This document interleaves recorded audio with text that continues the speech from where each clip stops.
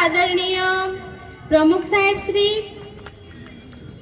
મહાનુભાવો, શાળાના આચાર્ય શ્રી, જ્ઞાનના ઉપાસક એવા વહાલા ગુરુજનો, કાર્યક્રમની શોભા વધારતા વાલીગણ અને તમામ વિદ્યાર્થી મિત્રોને સ્વતંત્રતા દિવસની ખૂબ ખૂબ હાર્દિક શુભેચ્છાઓ।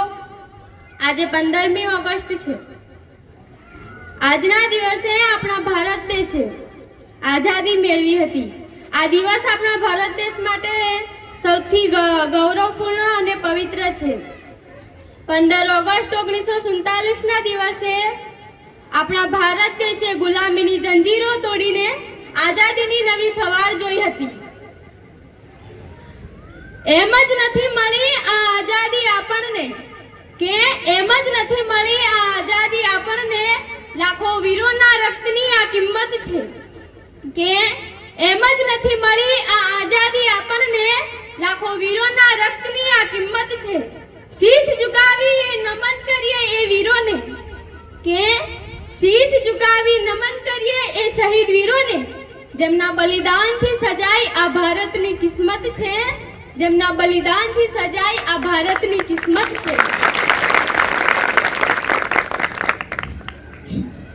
આ આઝાદી આપણને સહેલાઈથી નથી મળી। આ એ આઝાદી છે જેની પાછળ લાખો સ્વાતંત્ર્ય સેનાનીઓનું समर्पण, लोही અને પરસેવો સમાયેલો છે। उन्होंने अपने लहू से बुझाई थी इस मिट्टी की प्यास, कि उन्होंने अपने लहू से बुझाई थी इस मिट्टी की प्यास। जिंदगी से ज्यादा उन्हें मौत आई थी रास, जिंदगी से ज्यादा उन्हें मौत आई थी रास। न जाने कितनों की सांसें बंद हो गई, तब जाकर ली थी हमने ही आजादी की सांस, कि तब जाकर ली थी हमने इस आजादी की सांस। आ ए आजादी छे जेना माटे लाखों स्वातंत्र्य सेनानीओ તેમજ ક્રાંતિકારીઓનું બલિદાન અને સમર્પણ સમાયેલું છે। જેમાં પૂજ્ય મહાત્મા ગાંધીજીનો અહિંસાનો માર્ગ હોય, સરદાર વલ્લભભાઈ પટેલનું લોખંડી મનોબળ હોય, કે નેતાજી સુભાષચંદ્ર બોઝનું જોશ પૂરો પાડતો નારો तुम मुझे खून दो मैं तुम्हें आजादी दूंगा હોય, કે પછી ભગતસિંહ, સુખદેવ અને રાજગુરુ જેવા યુવાનોનું હસતા મુખે ફાંસીએ ચડી જવું હોય, આ બધાના બલિદાનના પરિણામે આજે આપણે આઝાદ હવામાં શ્વાસ લઈ રહ્યા છીએ। नमन है उन वीर शहीदों को, कि नमन है उन वीर शहीदों को जिन्होंने देश के लिए अपनी जान लुटाई। नमन है उन वीर शहीदों को जिन्होंने देश के लिए अपनी जान लुटाई। उनकी कुर्बानी के कारण ही आज हमने यह आजादी की खुशियां मनाई, यह आजादी की खुशियां मनाई, यह आजादी की खुशियां मनाई। આજે આ 15મી ઓગસ્ટ સ્વતંત્રતાના દિવસે હું એ તમામ અમર શહીદોને સત પ્રણામ કરું છું। મિત્રો, આપણો ભારત દેશ દરેક ક્ષેત્રમાં આજે આગળ વધી રહ્યો છે।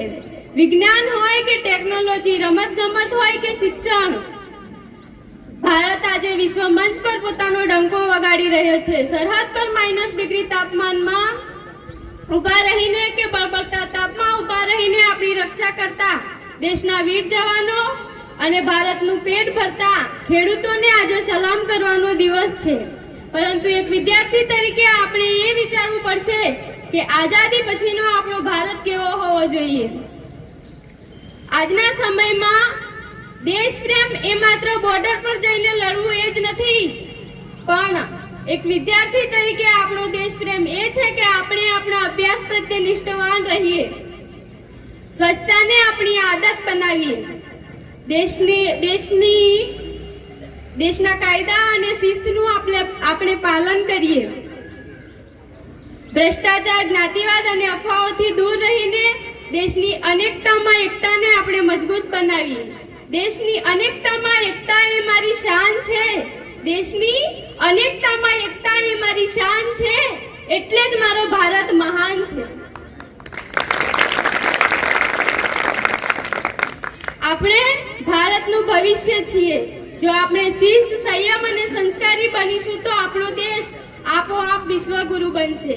તો ચાલો આજના આ પવિત્ર દિવસે આપણે સૌ સંકલ્પ લઈએ કે આપણે આપણા વિચારો, આપણા કાર્યો અને આપણી મહેનતથી ભારત માતાનું મસ્તક હંમેશા માટે ઊંચું રાખીશું. न पूछ जमाने को क्या मेरी कहानी है, न पूछ जमाने को क्या मेरी कहानी है, मेरी पहचान तो बस यही है कि मैं हिंदुस्तानी हूँ, मैं हिंदुस्तानी हूँ. आभार. जय हिंद, जय भारत.